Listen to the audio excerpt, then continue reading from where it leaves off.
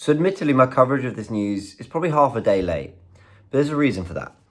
As yesterday went on, more updates came out about Dean Huijsen, I keep saying Huijsen, it's a house on Huijsen, no one has told me. More's come out about Victor Gyokeres, John Cross from the Emirates had plenty to say on that. And of course the Rodrygo links have really been there. And look, to be honest, I could have done 3 separate videos on each player on the Goonerverse too, but I'll tell you why I didn't. I didn't feel there's anything in terms of real significant update. What we got was a lot of noise. Now, to be fair, that in itself is an update. When there's a lot of noise, when the media are getting hold of things, means things are moving. It means that messages are getting out there for whatever reason, to either affect a transfer deal, agents want, people to have knowledge of the movements that are going on, or because they're actually getting close to some kind of deal. Things are moving along. And I think that's the key thing to take out of all this. So the futures of Huijsen, Gyökeres and Rodrygo, I expect to all be sorted by the end of June. Now, what are we? We're mid-May. So you're probably thinking, well, that's another 6-7 weeks. I know. But I think for big, high-profile transfers to all be kind of wrapped up by end of June, but good 2-3 weeks before teams even come back for pre-season, then that suggests something that's moved quite quickly in the transfer window. Remember, there's a Club World Cup and other things that will be speeding some deals along, like Dean Huijsen, because a lot of the clubs that are linked for him are playing the Club World Cup. And then things like Victor Gyokeres, being that there's a smaller transfer fee than people expected, that's expected to be sort of sorted sooner rather than later. So let's go through all of it. But I just wanted to start the video by panning it down and going, yes, there are updates. Yes, there's a lot in terms of reporting, and I'm going to go through all that right now. I do think it's important. I just stress that I'm not sure there's anything said that we didn't really know in basically other videos I've done on this channel. What I don't want to do is just flood you all with me just saying the same thing when the updates aren't massively concrete. But you know what? We can cover all 3 of them, and there is some stuff on each. Let's go through them. So John Cross, he did post in the Mirror saying that Arsenal have been told the price of Victor Gyokeres as Gunners look to make early moves in the market. That will apparently be £60 million, and they are willing to offer him north of around 200 grand a week. Now, this had picked up quite a lot of noise, and then some in Portugal, I believe. This from Pedro Almeida. Now, I think Pedro Almeida is the guy who broke the news that we were signing Fabio Vieira. I could be wrong, but I remember out of nowhere, this Portuguese journalist just went, Arsenal are signing Fabio Vieira. And we were like, what? Where's this come from? I knew of the player. I actually wanted him at Arsenal, so don't trust my scouting too much. But I remember it sort of all blew up on some random kind of Tuesday or Wednesday. We were in the office. And he was spot on. Suddenly, Ornstein, Romano, everyone got a hold of it. We were signing this creative number 10 style player. And Pedro Almeida said, it's coming with an exclusive. This was 12 hours ago, so it was in the evening, in the late hours of Tuesday. He says, Arsenal and Sporting have an agreement for the transfer of Victor Gyokeres. Now, I know a lot of you will be going, well, you got it right on Fabio Vieira. He's coming early with this. But there wasn't that same follow-through of information. There wasn't that same, now Romano's in, now Ben Jacobs is in, now Ornstein's in. We didn't see that, which tells me that this is probably quite wide off the mark. And also, when you hear that, that sounds very concrete. Arsenal Sporting have an agreement. And you kind of go, oh, okay, so the deal's coming. Sometimes, I think, if you change the interpretation of that to Arsenal and Sporting, they know the price. Sporting have said, Arsenal, it will be 60 million. And Arsenal have gone, okay, cool, we'll think about it, but that sounds doable. I mean, in some way, that sounds like an agreement, right? I imagine phone calls and meetings have taken place, and Arsenal might have shown some sort of positive reaction to, yeah, that's a figure we can meet. And that in itself can almost feel like an agreement. But what we're talking about here, normally when we read that kind of terminology, we think Arsenal have made a bid, Sporting have agreed to it, they've accepted, and we're moving ahead on the transfer. And I don't think that's what we're doing. I'm probably doing Pedro Almeida, I'm probably giving a little bit too much credit. I'm just saying the interpretation can be, you can look at it in a few different ways. And the fact that there's no follow-through of information with this suggests to me that I'm not sure this is as close as we think. There's a few other bits and bobs. Pablo Oliveira came out with some stuff, again, about 80 million euros that Arsenal will be willing to spend. Daily Express, the Mirror Football and Daily Star all went with similar headlines in paper saying Arsenal are close to Gyökeres, Arsenal intensify search for striker, given green light to Gyökeres, and Arsenal and Gyökeres 60 million. That was all on the back pages there. And some others who I tend to really trust who aren't mainstream media have come with some really interesting information on this. So Sam C has said that the interest in Victor Gyökeres is genuine, but any deal is expected to be complex and drawn out. I'm not that surprised by that. And then Alex Goldberg, who 2 years ago, is a Chelsea fan, is a Chelsea content creator. 2 years ago, he came out with the big update about Kai Havertz. He said Arsenal's top 2 targets are Declan Rice and Kai Havertz. He was absolutely spot on. I remember covering it on a live stream on AFTV.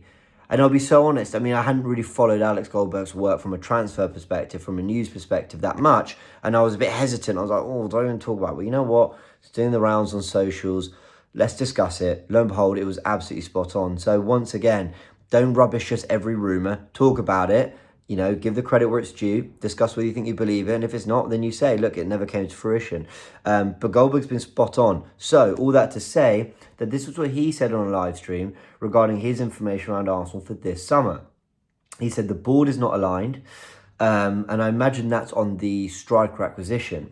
He says Arteta thinks he's in a win-win situation. So I wonder whether that's a case of whether they go with Berta or whether they go with what the scouts and the board say. He is happy with a Gyökeres or a Sesko or whoever else they target. I mean, maybe that's how he sees it. He's like, you know, whoever you give me, I'm excited for what I can do, which doesn't feel very Arteta. Arteta seems to be the kind of person who he's really particular about what he wants. The other point Alex Goldberg said is Arsenal will perhaps give it a go for Isak, but it will probably be completely pointless. But there's feeling Arsenal might just roll the dice and see. Arteta's number 2 is Sesko, but Berta prefers Gyökeres. Then this takes us into the next player, Rodrygo. Alex Goldberg says that the Rodrygo news is true. Well, what is that news? So, according to Sam C, we go back to his report. He said that Rodrygo is viewed as a potential market opportunity and discussions ongoing regarding the possibility. I'm trying to see whether I'd saved anything else regarding Rodrygo. Yes, Madrid Zone has said that the club showing the strongest interest in Rodrygo this summer is Arsenal. So we are supposedly pole position. Alex Goldberg and Sam C sort of seem to be, well, especially Alex, they're really kind of giving some credit to that news, saying there's absolutely plenty in it. And that's all I got on Rodrygo. And I think this is a good opportunity to probably tell you what I think of it. Do it. Do it. I think Rodrygo, starting winger for Real Madrid, and he's been a starting right winger when they've had Vinicius and Mbappe, who both favour the left, but he's managed to find a place in this team. He's a quality player. We're going to do a video on the Goonerverse channel. I want to compare Nico Williams' numbers to Rodrygo's numbers. But these are, look, there's some very good wings on the market. The winger market is much better than the striker market. It was when lewis-skelly was available in January, but now you add Semenyo, Williams, Kudus, Rodrygo, and Rodrygo for me sits head and shoulders above. This is a left winger playing on the right. I think he'd be brilliant for us, but the fact you can play him on the right just means that, you know, you never know if Saka's out, you need to do something different and creative. This is a quality player you can trust across all 3 positions. Dare I say, could you play him up front? I think he came on against... Did he come on up front against Man City and score those 2 goals? I can't remember if he was on the right or up front, but that was before he'd, I think, fully established himself in the team in the 21-22 campaign. So I'm a big fan of the player, and I think Arsenal have to work hard to try and bring him into the club, because if he goes to Liverpool, if he goes to Man City, then my word, our rivals for the title, if we could pull ourselves into that conversation next season, we hadn't really this year, if we can next season, they're just going to be even stronger for having Rodrygo, and we need to send a message. And I think Rodrygo sends a message more than a Gyokeres does. So yeah, I know I've always been championing Kudus, and Kudus for me is up there with Williams. I like both, but I think Rodrygo sits just above. But the fact that Williams, Rodrygo, Kudus are possible this summer, come on Arsenal, we need to do something. We need to do something serious for that left winger. The other bit of news is around Dean Huijsen. There's a lot, so let me just go through it super quickly. This is what Fabrizio Romano had said, that Real Madrid know the player dreams of a move. Internal talks are taking place with Xabi Alonso. Chelsea, Liverpool and Arsenal are ready to trigger the £50 million release clause. Arsenal must really rate him. They must really rate him, because they're willing to, you know, hit the red button and spend £50 million on him. Now, Florian Plettenberg, Sky Germany, has said that he understands that Arsenal and Liverpool are currently in pole position for Huijsen, and a decision is expected soon. Madrid remain keen on him. A move to Bayern appears unlikely. And yeah, there we go. So Florian Plettenberg's update was that actually he's pouring cold water on the Madrid stuff and it's Arsenal versus Liverpool. Luca Bendoni has come out and said that Bournemouth's position on Dean Huijsen is clear. The buying club must pay 50 million release clause in 18 months, with the first instalment being set at 25 million. Real Madrid and other clubs are in the race. So that's fascinating because, by the way, he works for Di Marzio, Luca Bendoni. That's interesting. So the release clause doesn't have to be paid in full. He's a Spanish international and Real Madrid want him. It feels like that's the direction he's going to go in. Final update on this, Jacob Steinberger said Real Madrid are now confident of signing Dean Huijsen. They have tracked the Bournemouth defender since he was at Malaga. Pressure to pay 50 million release clause growing after Madrid's disappointing season. I think that's pretty much everything. Yeah, that's everything on Dean Huijsen. So there you go. Those are your updates. I think Real Madrid are leading the race for Huijsen, and I think they will probably get him, but interesting that we're willing to pay the release clause of the others. I think this will get wrapped up in the next 3-4 weeks. Gyökeres, I don't think it's as advanced as the media will have you know. And I think if there's still internal struggles in the club between who the striker to go for is, I don't see why we'd be so advanced on a Gyökeres thing unless Berta's just getting on with it and doing his job because he's just going to work on the deal he wants. I don't really think that's how the club would operate. And Rodrygo, Arsenal are showing the most interest. So let's see, because I think that'd be a serious acquisition.